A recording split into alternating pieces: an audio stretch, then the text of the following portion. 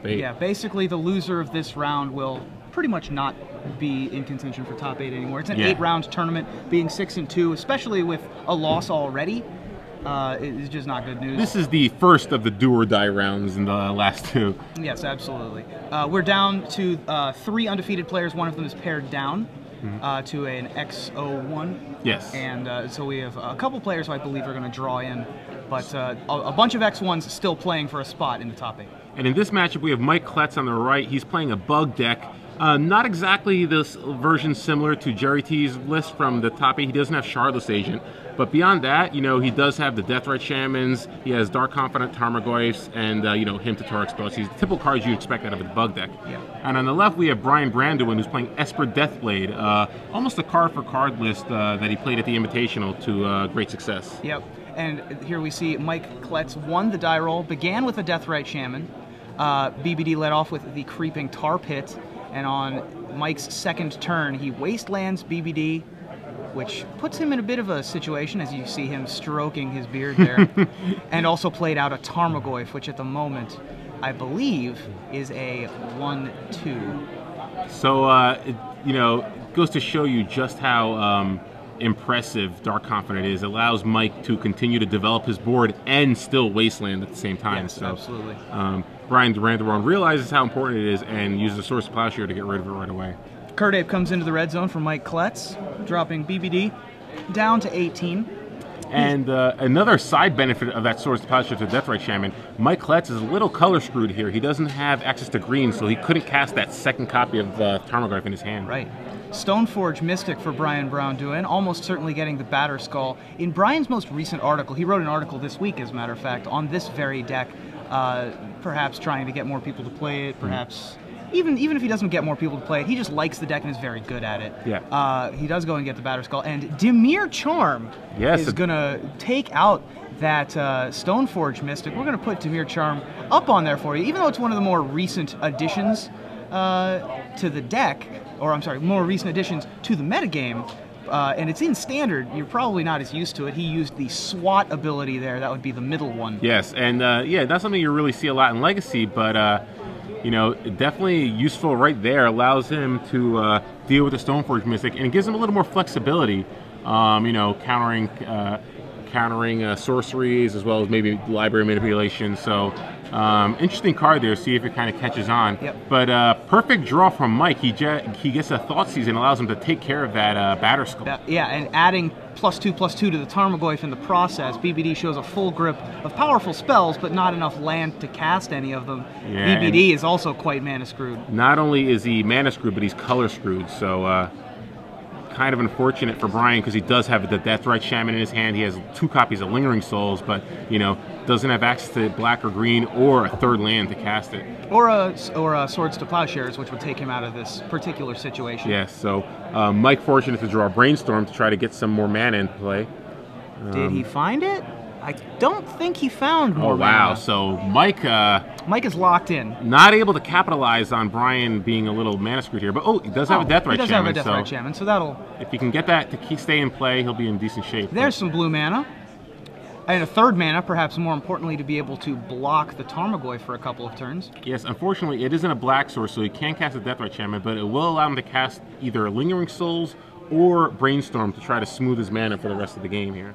Yeah, unfortunately, Lingering Souls, with the Deathrite Shaman being active on the board, isn't going to be the most ideal play, but he needs to stop the bleeding in one way or another. It will give him a couple of blockers so that, you know, he will be able to try to survive the next few turns and eventually Brainstorm into some more lands to get something going here. Unfortunately, that Deathrite Shaman is able to deal 2 damage a turn, putting BBD on a clock all on its own.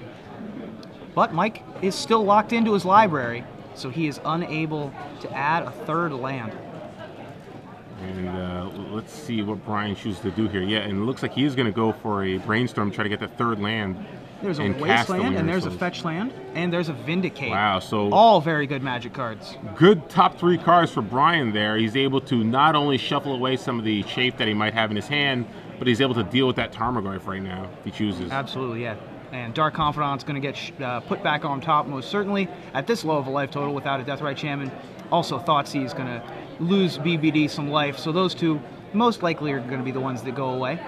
Yeah, and the question here is, does BBD want to vindicate the Tarmogoyf or the Deathrite Shaman? Because he does have a way pseudo-answers to the Tarmogoyf in chump blockers with Lingering Souls. So he might want to just play the Flight of Strand, search for a black source here in an Underground Sea, and then actually vindicate the Deathrite Shaman. Yeah. Because, you know, Mike has been stalling on mana. It'll keep him off green mana. Well, and he'll be able to turn off the Deathrite Shaman, so he'll be able to cast and flashback. If he gets lucky, he can vindicate the Deathrite Shaman, and if Mike doesn't find a green source, he can Jace bounce the Tarmogoyf.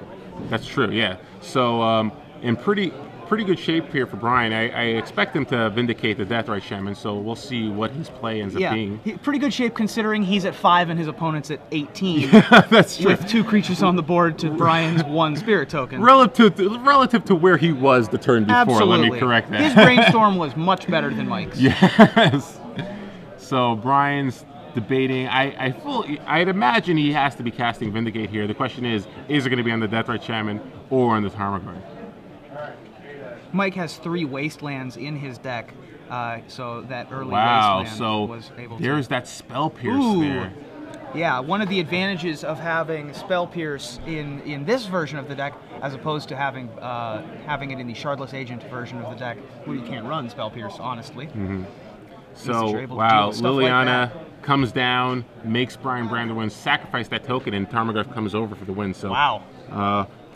So really we thought that was going to be good, here. Yeah. But I guess not. Fortunately, we did not see that Spell Pierce in Mike Kletz's hand.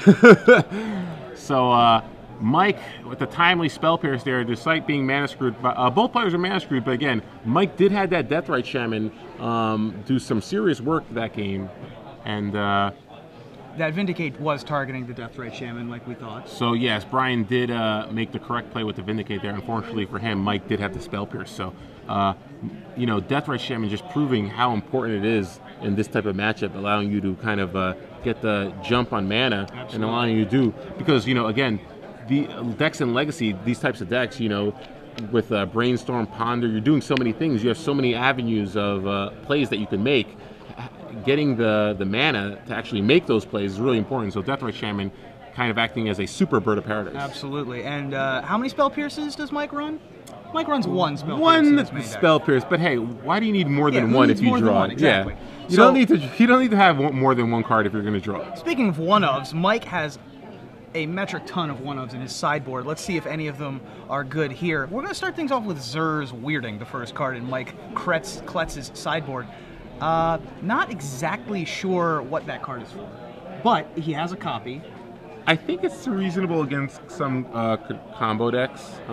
It's also not bad against Loam.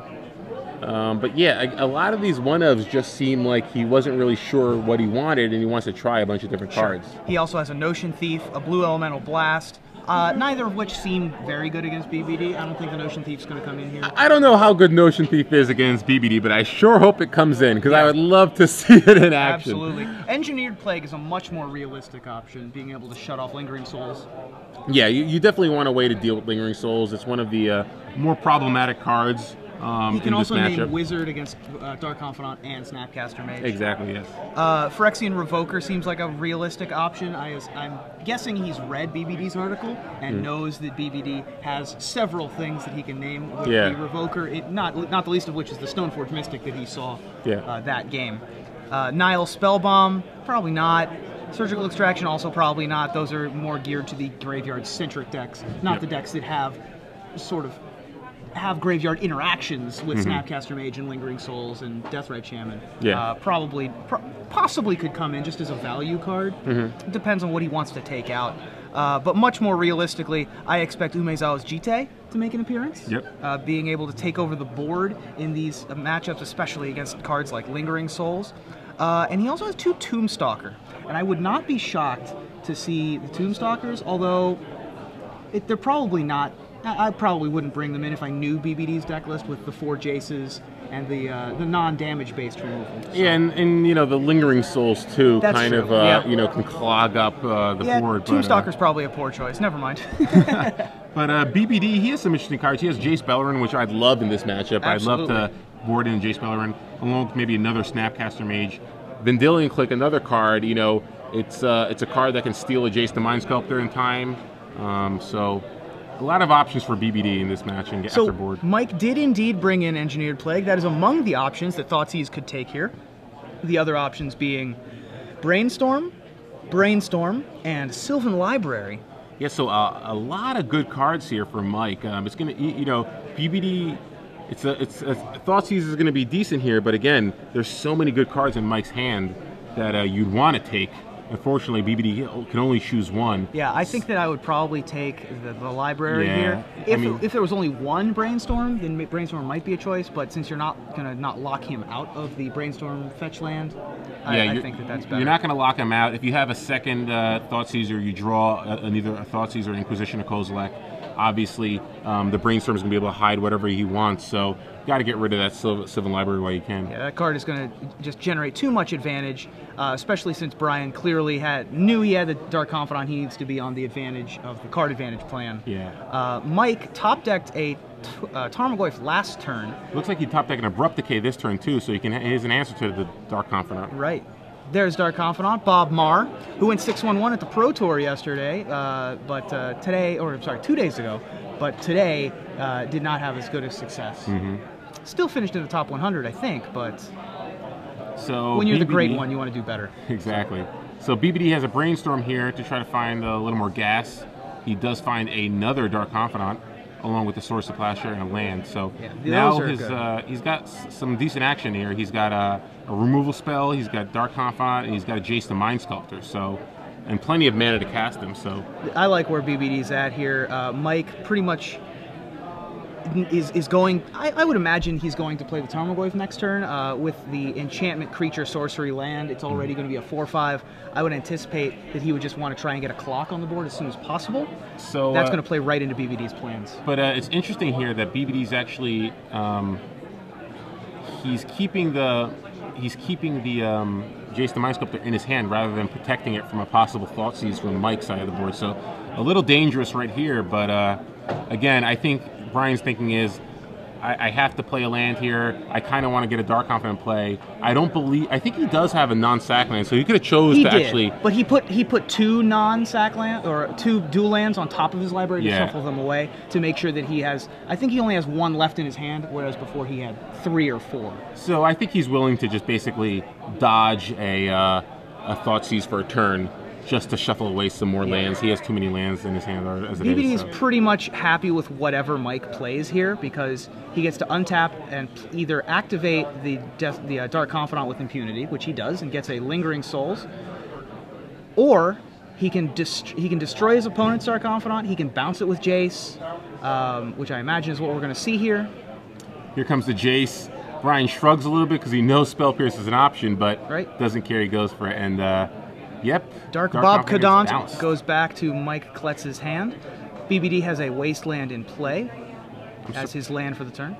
I'm surprised these Brainstorms aren't getting cast a little sooner, but I think that he was waiting until he had already played out all of his planned effects already. Unfortunately for Mike, he did not find a shuffle in it to add to those 2 Brainstorms that he has in hand. So Brian in a pretty good position right here. Dark Confidant and Jace in play. Mike has no pressure on the board whatsoever to even threaten the Jace. And he doesn't even have a Jace of his own. Yeah, so he's going to Dimir Charm the Dimir Wizard, but BBD is going to be able to untap with the Jace, and I think we all know what untapping with the Jace means. Yeah, and again, BBD's hand isn't... so we're going to have a Vindicate, land, and oh, there was a Batterskull. So... pretty good draw right there. We know Mike does have an Engineered Play, which is an answer to the Lingering Souls. He really needs an answer for that Jace. So. He does have a 1 of Maelstrom Pulse in the sideboard. Very good against BBD's deck. He also has Phyrexian Revoker, which if he deals with the first Germ token, will be able to deal with the Batterskull from there on out. But he's going to need to find one of those 2 spells very quickly, or else these are going to take over the game. And BBD is going to go after the LD plan right here. I like that. Keeps him off blue mana. So basically what BBD's plan now is let's keep Jace in play and play the Jace game. Yep. That's the only game that matters now. Mike plays Dark Confidant. He doesn't have another land, so BBD can actually source the Plowshares this at the end of the turn if he chooses to. Yep, and that's exactly what we're going to do here. getting rid of Bob before it can do any damage, and BBD's going to have another turn with Dark Confidant. And with Jace the Mind Sculptor, and I don't know about you, but I think that the number of games in which I've lost while untapping Jace with Jace twice is very, very low. Yeah, at this point, you know, Mike has only access to black or green mana. Brian can actually start Fate Sealing here now and potentially play a Batter Skull if he has a 5th mana. So yeah. Brian in just a dominating board position right here. Yeah, and I think that with 2 Lingering Souls in hand, I think that that's probably what's going to end up happening, although... Fate Seal, keep him off mana. He only has the 4 mana, so I guess it's going to be the Lingering Souls here. Perfect. He kept he let Mike keep an Engineered Plague on top of his library, so it is threatening to deal with the Lingering Souls token. Unfortunately, he does not have a 3rd mana to cast either one of them. Exactly. So Tarmogoyf is going to join the party for Mike Kletz. That's going to be a big Tarmogoyf. Sorcery, land, creature, instant, and enchantment from earlier. Yes, so Brian does have a 5th land, so Batterspell can enter play. Does he want to Fate Seal or bounce? I imagine he still wants to Fate Seal. Tarmogoyf really isn't that big of a deal right here. I think that I agree with that. Especially because of Batterskull. So I think it looks like he might want to bounce. Well, the problem is that if Mike is able to... if BBD tapped out to play the Batterskull, it would have been a 4/4 up against the 4/5 for Mike. So if he got a land and played Engineered Plague, naming spirits, he would have had to sacrifice his whole turn basically just to gain 4 life. Yeah, I guess that's the risk there for Brian, because basically if he doesn't bounce her and he just Fate Seals and somehow Mike does get a 3rd land, he can play it, and Brian will either have to block with a Batterskull token so he doesn't lose his Jace, or he'll just end up losing his Jace because he flashed back the Lingering Souls and Engineered Plague to accept the blockers. So. And there's the Germ. Yep, I like this play from Brian. He's basically saying, I'm going to make sure my Jace stays in play no matter what. Yep, so. And that's going to induce the scoop from Mike. Even though he was at 17, he knew the writing was on the wall, and so we're going to head quickly to a game 3. And I like that, that concession there from Mike. Obviously, yesterday I said you should never concede, but this is kind of a different format. You kind of know what's happening. Legacy is one of those formats where you can see the control slipping away. You want to give yourself enough time to win the match. Yeah, earlier in the day, you had a 4-color loam versus lands matchup, where you said that one of the players should scoop, and then 15 minutes later they lost. Yeah. And they could have used that 15 minutes for the last game. It ended up not mattering, but it definitely probably should have and could have mattered. Yeah, I think it's mostly because of Jace. Yes. Jace is the card that it's so hard to overcome Jace Fate Seal that when something like that happens, you have to factor in, okay, this is 1, I'm in a very bad position right here.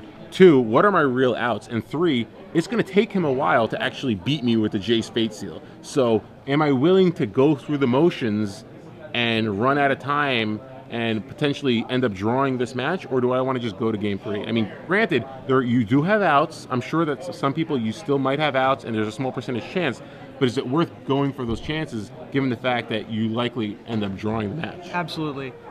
Yeah, Jace the Mind Sculptor is better than all. I heard someone say that once. Yeah. In a rap, I believe. I think so. I can't be certain. That doesn't sound like something that should happen, but I think that's correct. So Mike Kletz and Brian Brandywine going to game 3 here, and I think that it's going to be Mike. I don't think Mike has as many powerful cards as Brian does. I mean, Brian has 4 copies of Jace to only 2 copies from Mike, but Brian also has Jace Bellerin, mini Jace, yes, which is probably getting bored in. So he's a total of 5 copies of Jace to Mike's 2. Yeah, BBD certainly wants all of the games to play out like the last one, being the entire game orbiting around Jace the Mind Sculptor, not any of the other sub-games that could be taking place. I mean, basically the difference between their deck is BBD doesn't have access to Abrupt Decay, but he does have access to Swords to Plowshare, and instead of Tarmogoyf, he has Stoneforge Mystic.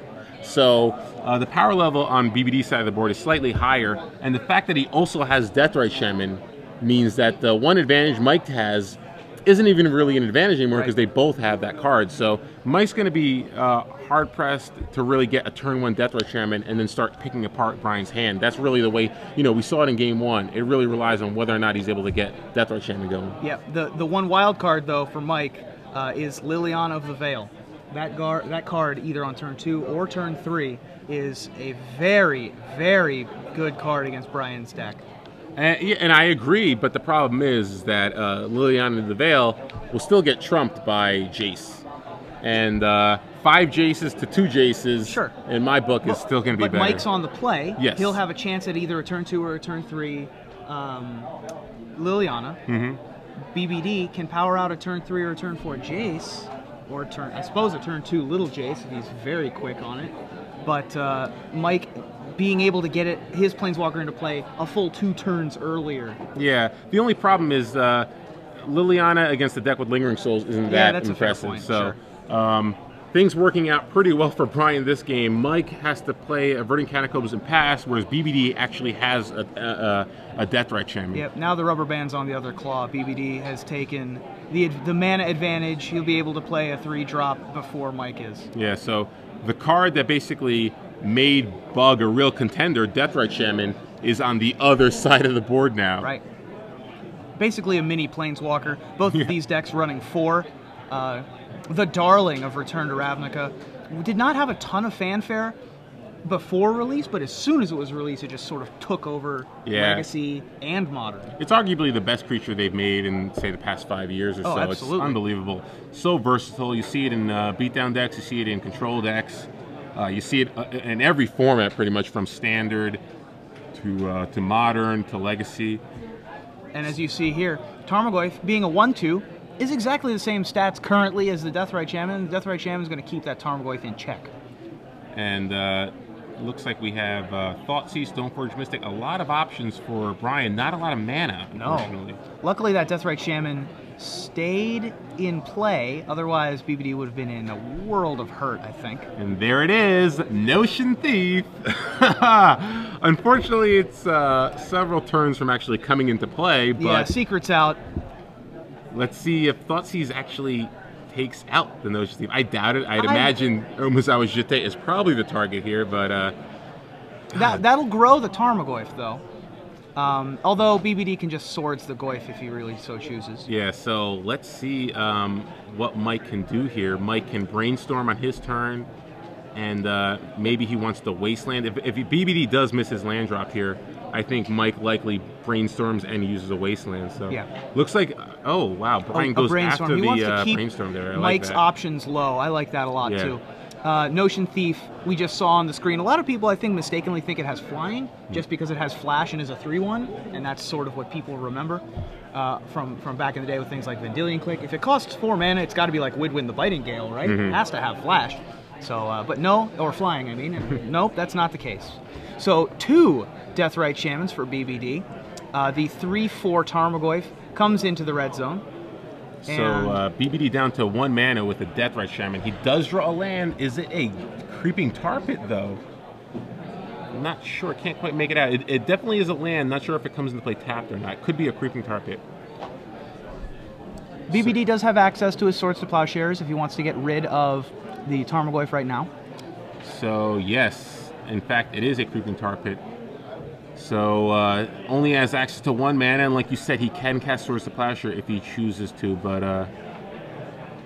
yep, looks like he's going to remove a Wasteland to cast Swords to Plowshare, targeting Tarmogoyf.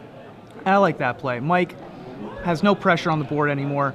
He only showed a 4 mana creature that has 1 toughness. Yeah. That's not especially good in creature battles. It's basically in there for its ability, not to attack or block. And here, Mike drew a. Mike has a Hymn to Torok here, so looks like he's going to brainstorm to try to get a 3rd land and then cast the Hymn to Torok. And he does find more lands. So Umezawa's Jitte looks like it's going back on top of the library. He also has a Dimir Charm as a way to get rid of that Deathrite Shaman, which I think he might want to do right here. So that'll be pretty impressive because he'll be able to kill the Deathrite Shaman, and it's mana denial, plus it also is color denial. Brian Branderon doesn't have access to white mana anymore. He only has access to black and blue. For those of you who are just joining us, who were watching the Pro Tour before, you saw Craig Wesco winning the Pro Tour in the finals over Dusty Ochoa. Congratulations, Wildest Nakados for Life. Wild Nakados for Life. Nakados for Life, there you go. In any case, congratulations to him. If you're just joining us, welcome to the Star City Games Open Series in Nashville, Tennessee. My name's Ruben Bressler, this is Osa Blabadovich, and we're bringing you Legacy action here in the second to last round of the Legacy Open. On your left is Braun Duin, who has managed to find another land, which is desperately needed. And he is up against Mike Kletz there in Game 3 of this Esper Deathblade against sort of bug control-y mid-range deck of Mike Kletz's. And Brian Branduin has been able to search out a Stoneforge Mystic.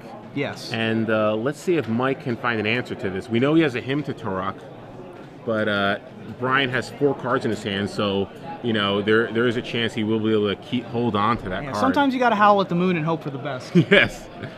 So I think Mike has the Howl at the Moon hymns, right? Is that what he? Yeah, he does have the Howl at the Moon hymns. Hymn to Torok. Let's see. Are we going to hit one of the equipments? There are 2 in hand. He does, in fact, have the Jite in hand as well. So that's a 4. That'll get that one. And 5. So what are we going to get? We're going to get rid of Jace and Swords. So he keeps both equipment. Actually, that's pretty good. I'd rather hit none or 0. That's the best hit your Jace and Swords to Plowshares Hymn to Torok I've seen in a little while. If you're going to hit, you might as well hit the non-artifact spells. Yep. BBD is going to be able to sneak in this Batter Skull. There is not a Vendilion Click anywhere in Mike Kletz's 75. And so he will not be able to trick BBD with that little trick, putting the ability from Stoneforge Mystic on the stack.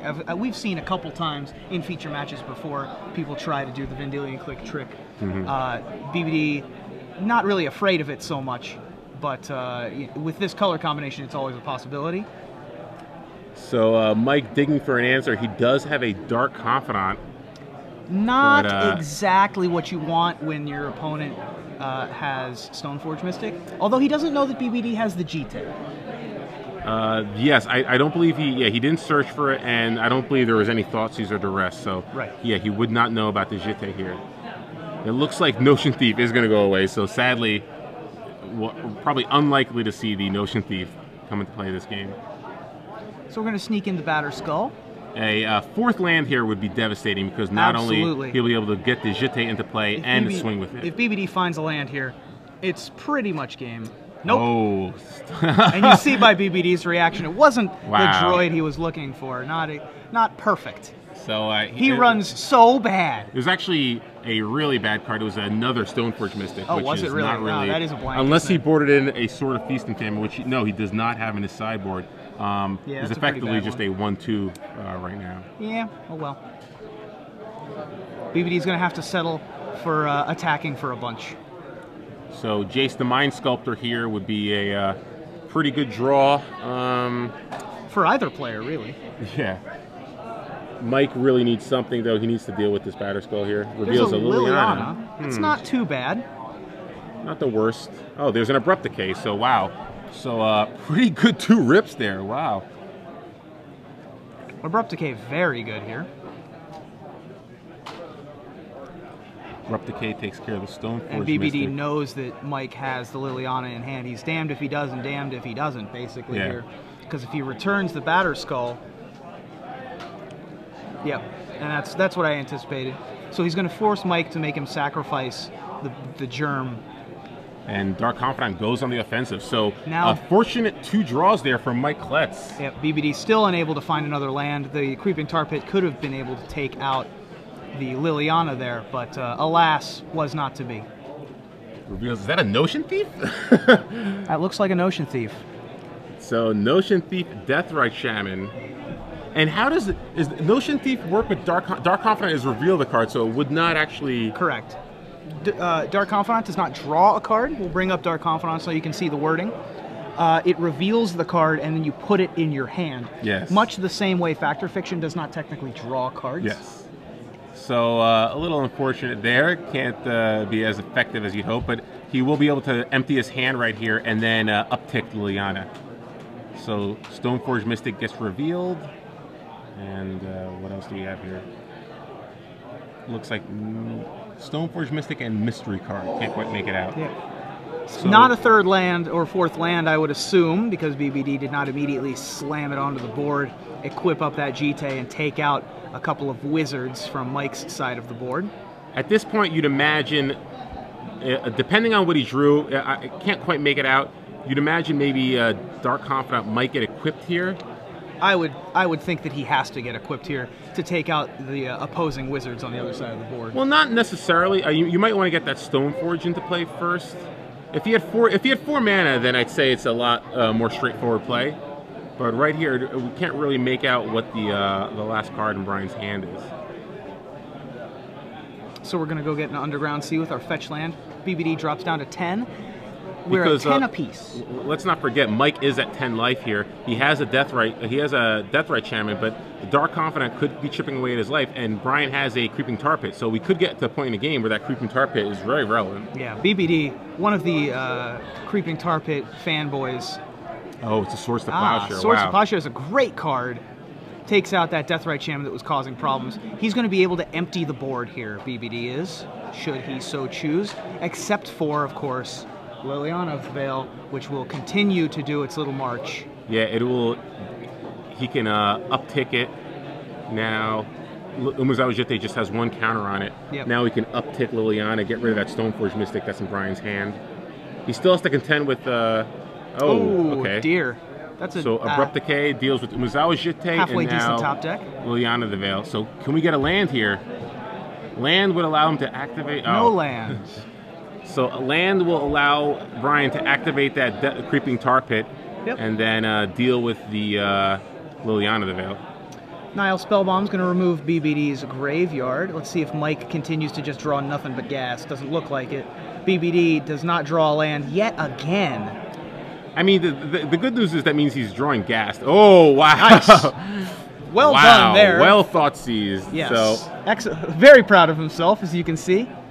That's Sylvan Library. So both just players nothing but gas playing on top off the of top Mike's of their deck. Brian has a lot more cards that he can top deck. Unfortunately, BBD top decked a Jace there with 3 lands. Brian just shrugging his head. He knows he can get rid of that Jace with just any land. Unfortunately, that Jace, the Liliana rather, but unfortunately that Jace is going to get discarded.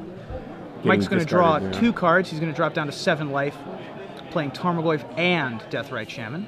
And the Liliana doing work to Brian Brandowan's hand, forcing him to discard that Jace the Mind Sculptor. Oh, no, he's going to bounce the Batter Skull and discard that instead. Wow. So, deciding that his only way out is to Jace's way out. Yep, definitely makes sense there. So let's see if Brian draws a 4th land to actually cast that Jace. And he does. Here comes Jace.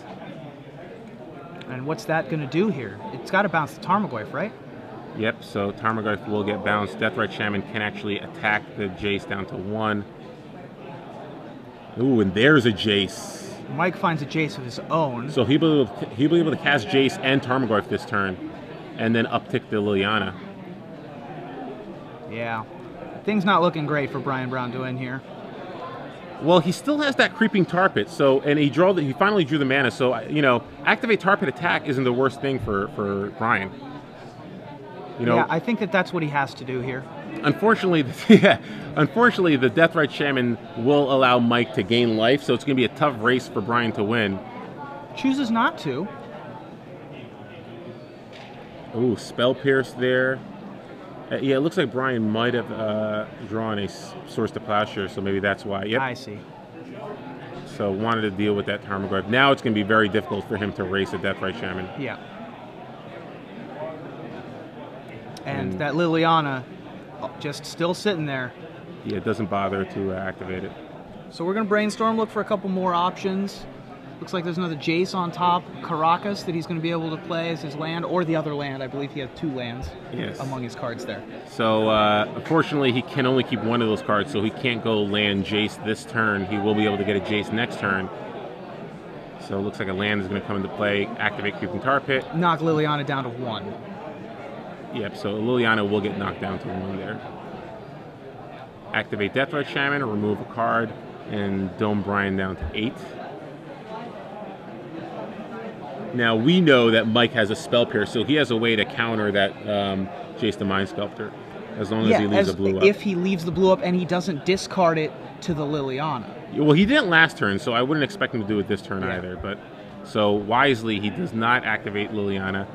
I think that BBD has to. Well, he has to cast this Jace, unfortunately, because otherwise it's just going to get because Liliana. I mean, Mike hasn't activated Liliana now, uptick Liliana for 2 turns in a row now. So Brian must figure Liliana's probably not much of a factor, so he's going to go for the Jace here. Yep, he has to. Yeah. Unfortunately, and there's the one of Spell Pierce once again.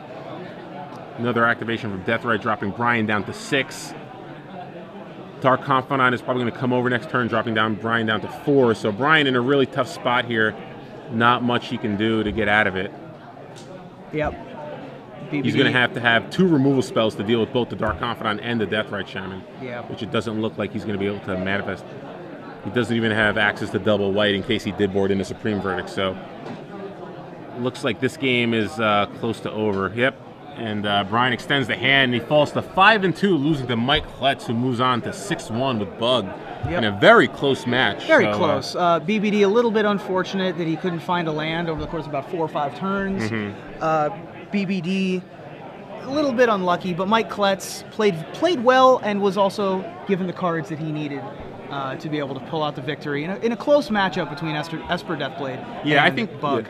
I think both players played well. Brian was a bit unfortunate, you know. He just couldn't draw the mana. It looked like he